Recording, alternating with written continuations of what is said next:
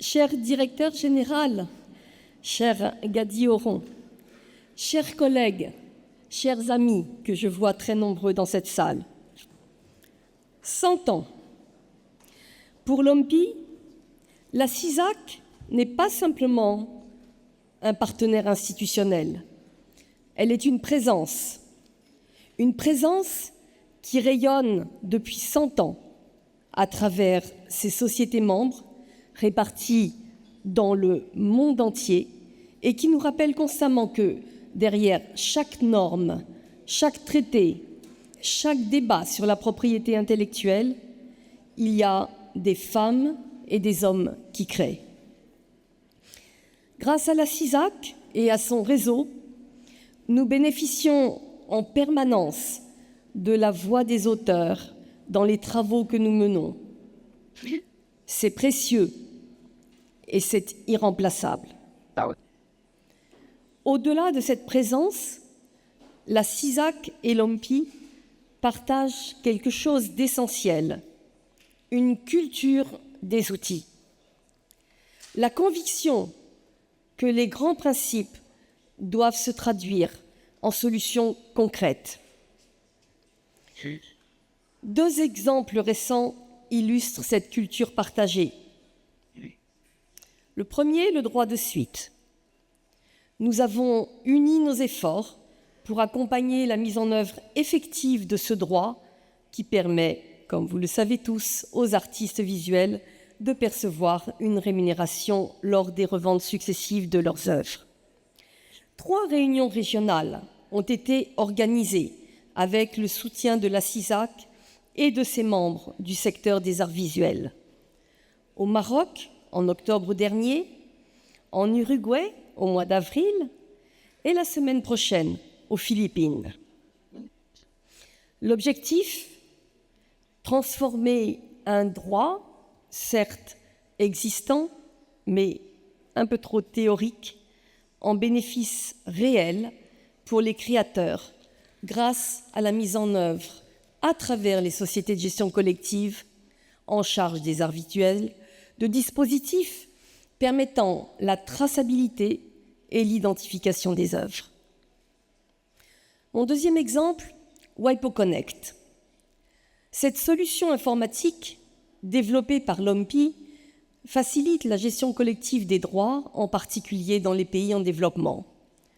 Aujourd'hui, 71 organisations en bénéficient, dont 29 sont membres de la CISAC. En 5 ans, plus de 100 millions de dollars ont été distribués aux créateurs grâce à cet outil. Ce chiffre peut sembler bien modeste à l'échelle mondiale, et je sais que les sociétés de la CISAC collectent 14 milliards d'euros par an. Mais dans les pays où nous déployons WIPO Connect, ce sont des fonds qui parviennent aux compositeurs, aux auteurs, aux artistes visuels, mais aussi aux artistes interprètes et exécutants, parfois pour la première fois. Notre partenariat d'excellence avec la CISAC permet aux sociétés membres de bénéficier des standards et des identifiants de la CISAC et, ce faisant, de mieux s'intégrer dans le marché mondial. Après le répertoire musical, c'est au tour des arts graphiques de pouvoir en bénéficier dès maintenant. Et très prochainement, le répertoire audiovisuel de la CISAC sera intégré dans les services de WIPO Connect. C'est cela le sens profond de notre coopération, des bénéfices tangibles pour les créateurs. Nous célébrons aujourd'hui un centenaire, mais nous nous retrouvons aussi à un carrefour.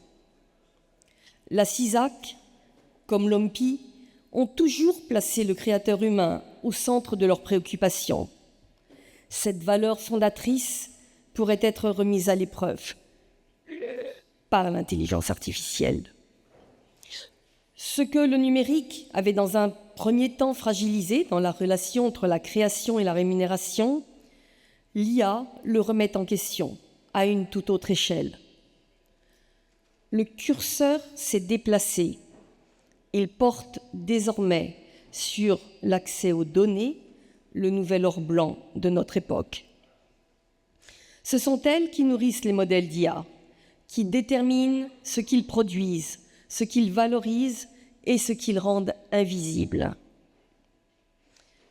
Il y a aussi aujourd'hui un argument que nous entendons beaucoup du côté des grandes entreprises technologiques. Il ressemble à une proposition raisonnable. Offrez vos données à nos systèmes où votre identité culturelle sera absente de l'IA. Ce discours contient une part de vérité, et c'est précisément ce qui le rend séduisant. Mais c'est un leurre, car en insistant sur le risque de l'exclusion et de la marginalisation, il passe sous silence un biais bien plus profond, celui de la machine elle-même. Les grands modèles d'intelligence artificielle ne traitent pas les contenus de façon neutre. Le processus de tokenisation, qui fragmente texte, images et sons avant de les réassembler selon la logique interne du modèle, ne préserve pas l'intégrité sémantique des œuvres.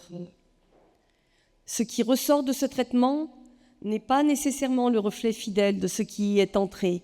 Il est filtré, reconfiguré, réinterprété à travers les structures cognitives et techniques des développeurs. Ces développeurs ne sont pas neutres. Il y a toujours le biais de celui qui a conçu le système, de la culture dans laquelle il a été formé, de la vision du monde qu'il a, sans le savoir, encodé dans sa machine. Voilà le vrai paradoxe. En voulant éviter le biais de l'exclusion, on risque d'en créer un autre, plus insidieux. Vous aurez cédé sans contrepartie et sans garde-fou votre patrimoine culturel au système, et pourtant, ce que l'IA en restituera ne vous appartiendra plus vraiment. La subtilité d'une tradition musicale, la portée symbolique d'un héritage visuel, la richesse d'un répertoire oral peuvent être absorbées, transformées, amoindries, non par malveillance, mais par la logique même du traitement algorithmique.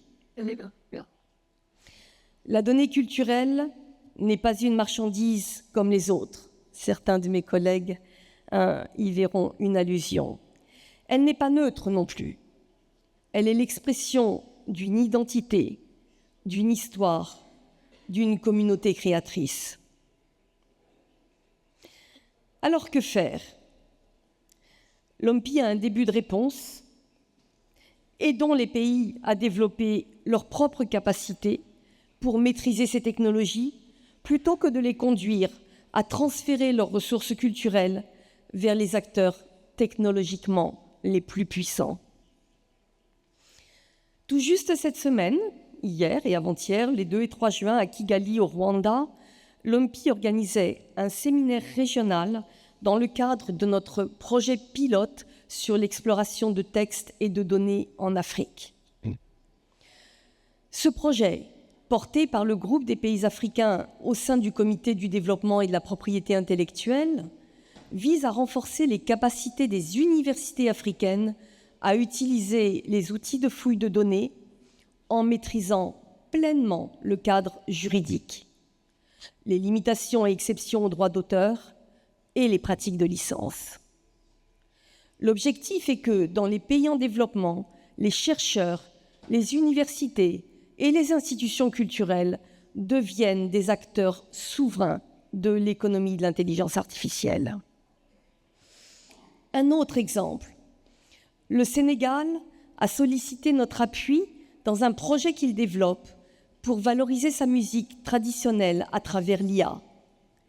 Numériser, transcrire, préserver des musiques orales qui ne sont plus jouées, des instruments ancestraux, des répertoires en voie de disparition. L'IA comme outil de transmission entre le passé et les générations futures. Et c'est ce que l'IA pourrait être, non pas une menace pour la culture, mais un instrument à son service, à condition d'être encadré par les règles appropriées. Et c'est précisément là que le bât blesse.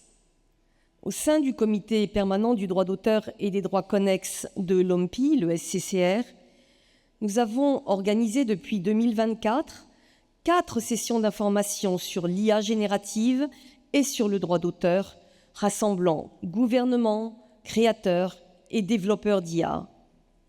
Une étude sur les approches politiques et réglementaires relatives à la relation entre l'entraînement de l'IA et le droit d'auteur, commandée par les États membres, sera présentée fin 2026. Ce que nous observons clairement à ce stade, c'est l'absence de convergence vers une réponse internationale concertée.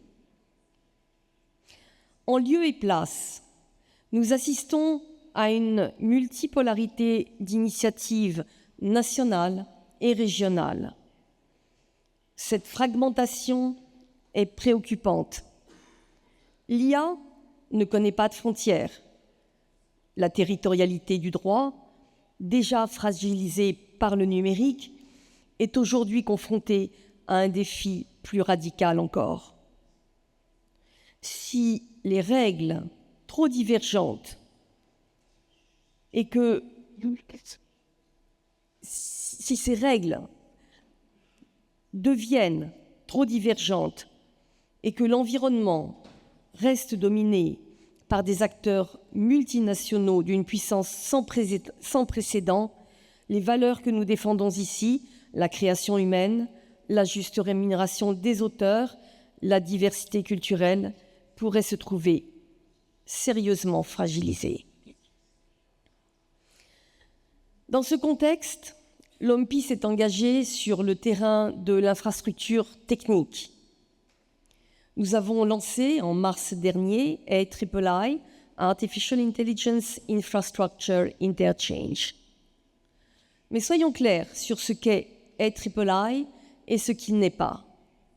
Il n'est pas un organe normatif et ne se substitue en rien aux discussions que devraient mener les États membres. Son rôle est délibérément différent. Réunir des experts techniques du secteur créatif, des entreprises technologiques, du monde académique pour travailler sur les solutions pratiques et concrètes qui seront nécessaires, quelle que soit l'évolution des discussions, vers, le cas échéant, un cadre normatif. Identification et étiquetage des contenus générés par l'IA, authentification et traçabilité des contenus originaux, outils de marquage et de provenance, interopérabilité.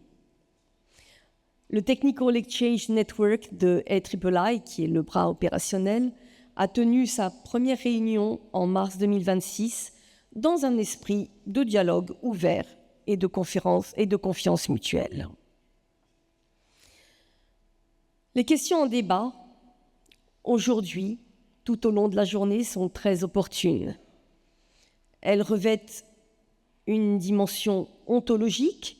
Qu'est-ce que créer et qu'est-ce qui distingue la création humaine de la production d'une machine? Déontologique, qui doit bénéficier de la création et quelles sont nos responsabilités collectives envers ceux qui créent? Économique, comment garantir une rémunération juste aux acteurs dans un monde où leurs œuvres nourrissent des systèmes qui ne les reconnaissent pas? Politique, enfin, qui écrit les règles du jeu et au service de quelles valeurs? Ces questions n'ont pas de réponse simple, mais elles ont un point commun. Elles ne pourront être résolues sans un dialogue international ouvert, sans une infrastructure partagée et interopérable, et sans la voix des créateurs au centre de ces décisions. Depuis 100 ans, la CISAC porte cette voix avec constance et courage, et, de façon déterminée, l'OMPI s'efforce de construire les espaces où elle peut être entendue.